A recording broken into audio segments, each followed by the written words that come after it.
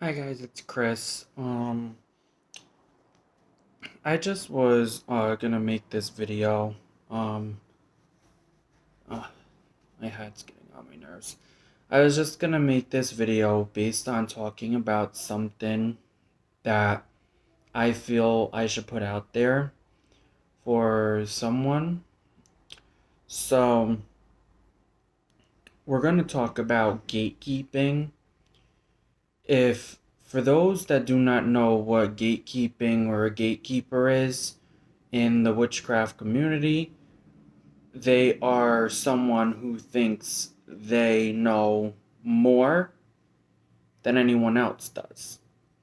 I have gotten called a gatekeeper a couple times, even though I don't have that, mindset. When people ask me questions about my craft, I answer them, and if they say they want to get into it, I give them as much help as I can. I don't try to tell them this is how you're supposed to do it. Any other way that you've heard, it's wrong because everyone's practice is to themselves. Hold on a second. Look at my light. There we go. But it's just, I've been noticing on a lot of social media platforms, YouTube, TikTok, um, sometimes Facebook, because I follow some witchy groups on Facebook. Um, it seems like Gatekeeper has been getting thrown around a little too much. And as someone that practices this and who looks at this as a religion, I take great offense to that because if someone tries to help you and explain to you how something is, they're not trying to control what you do with your practice. They're not trying to do anything like that. So I don't understand why people keep calling people that are trying to help them gatekeepers. If you truly want to know what a gatekeeper is, and I'm going to explain it now.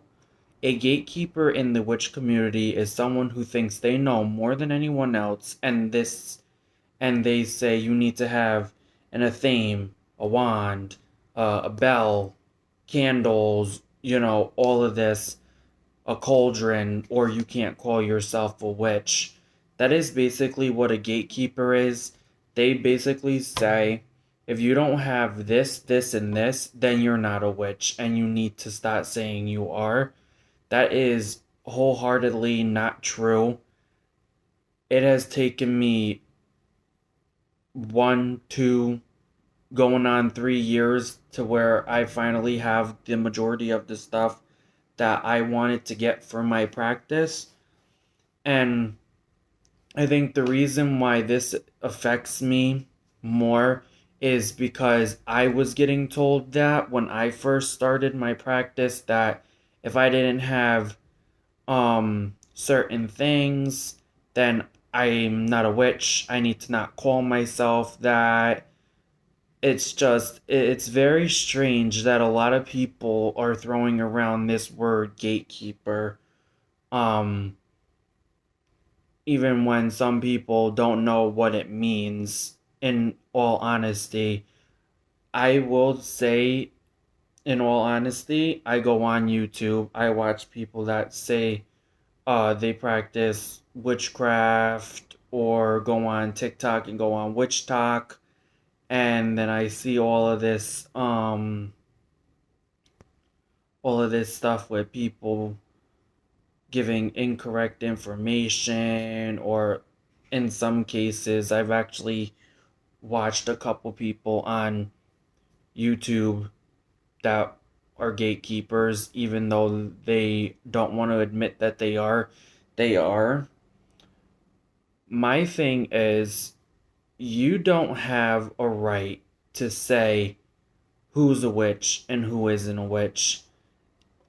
Even if you practice this for good portion of your life, you don't have the right to go to someone and say, you don't have this, so you can't call yourself a witch. Um, I think that's what really angers me with some things, because I've had a couple of my friends that wanted to get into this and go, oh, well, I want to work with deities. I was looking um all over Facebook and YouTube and TikTok, and a lot of these people are working with deities. The one mistake that you can make when you are a beginner witch is working with a god and a goddess, or or two patrons that you feel connected with. I know when I first started, I was always getting told that, oh, you don't, how can you call yourself a witch when you don't work with gods and goddesses and all of that? And plain and simply, I explained to them that it's not a good idea as a beginner to do this, and I would never recommend anyone that wants to start doing this to start working with gods and goddesses, because that is the, hold on guys, let me fix my hat, there we go, that is the biggest thing that could really make or break your practice. Or in some cases, if you're looking at this as a religion, it really can make or break your practice. Because if you do not do your rituals to these deities that you have when you first started, or you don't give your um offerings or anything along those lines, you'll have a very difficult time getting into this.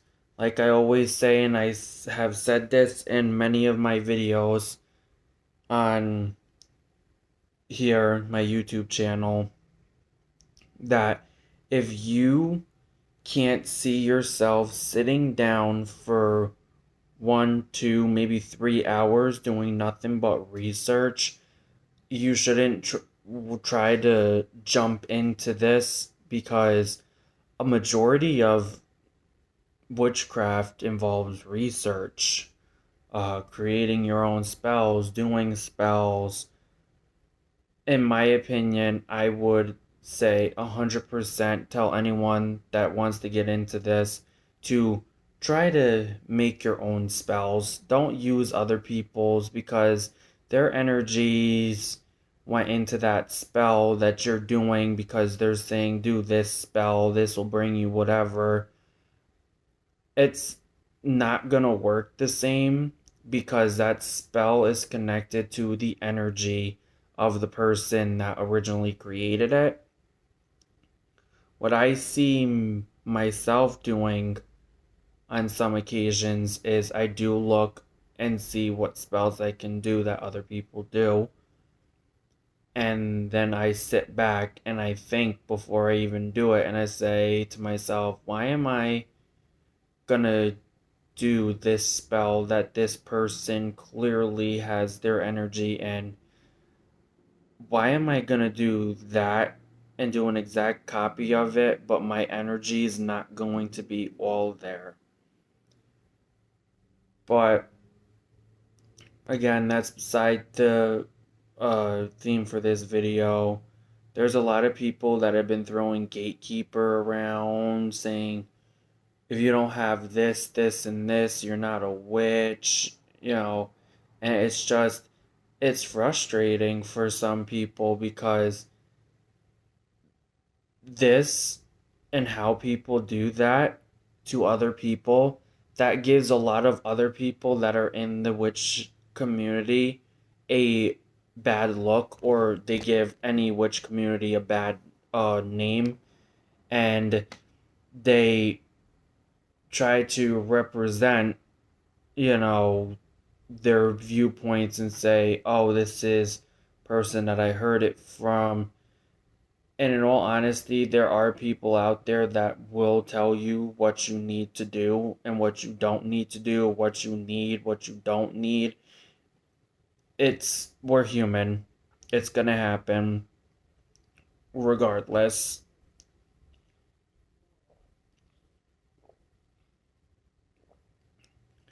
It's gonna happen regardless. It doesn't matter how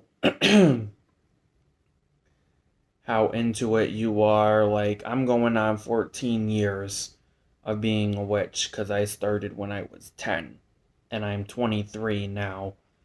Um, so I've been doing this for 14 years. I've heard all the stuff that a lot of people that I mark down in my brain as gatekeepers, oh, I don't have this, so I can't call myself that. But that's not true. It takes a lot of time it takes a lot of time for someone to finally get the amount of stuff that they need for their craft, because some of the stuff that I have personally, I got some of it on sale.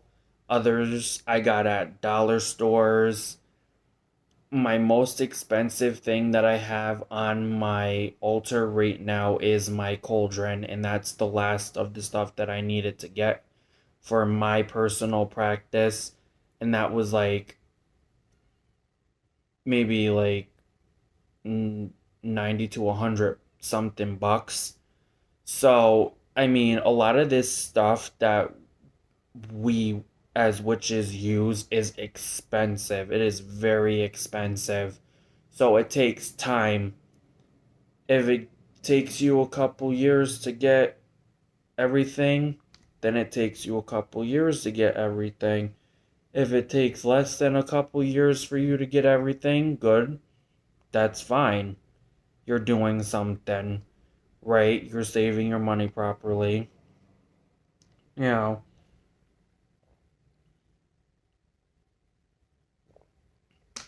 but my thing to all of you, the people that view my videos, I appreciate what you guys do. You guys view my videos and then, some of you comment, but I appreciate everyone that looks at my videos. I know I said in one of my videos that I made in the past that I was gonna try to do like some urban legends and some paranormal stuff and then my witch stuff. But I've been noticing that I've been doing more of my witch stuff than I have anything else. But that's because I have not found anything online to represent. And we're back. I have not found anything online to represent or look for the other things that I want to do, because a lot of stuff is getting marked like to where people can't view it. They get black flagged. Um so if anyone has any ideas for videos about something paranormal or anything along those lines, let me know in the comments below. Uh Go follow me on TikTok at Lord of Death 98. I have not posted on there in a while, but I'm going to start going back on, and I'm going to try to dispel any incorrect information I find on Witch Talk, and I'm going to share it. But I appreciate everyone that's looking at this channel. You're the best. Hopefully, I'll be moving soon. I'll have a house, and then I'll have a better desk set up. Right now, it's literally I'm recording on my phone. So, I mean, you gotta start somewhere if you want to start making videos. A lot of the videos that I have on my channel now, I did on my phone, and they were perfect. But if anyone has any suggestions on topics you want me to talk about, paranormal, witchy, or urban legend types, put it in the comments below. And subscribe to the channel, and then click that notification bell next to the subscribe channel to get notified when I release new videos.